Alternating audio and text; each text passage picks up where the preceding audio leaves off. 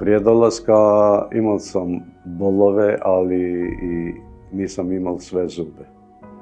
Znači, trebali smo stavljati implantate. Pa baš loše.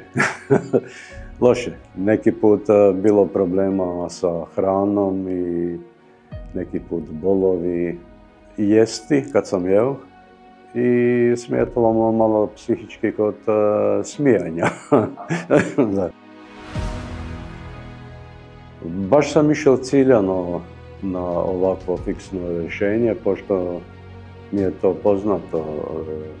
Sin mi je komplet radil i gornju i dolnju vilicu. Morali sve zube vaditi. Super mu je bilo. Žena mi je isto radila. I sad nedavno poslao sam prijatelja iz Njemačke da dođe ovdje kod vas. Bilo mi je dovoljno 4 implantata i ovo što meni treba. Tako da nisam išao na komplet 6, da. Fenomenalno. Ne, nikakvih problema. Ne. Poslije stavljanja implantata, kad su injekcije popustile, jednu tabletu za bolove sam još uzeli i to je bilo sve. Znači, drugi dan više nisam trebalo uzimati ništa. Sve normalno jelo, sve.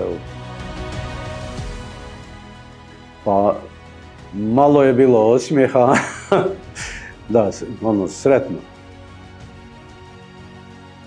Pa prvo,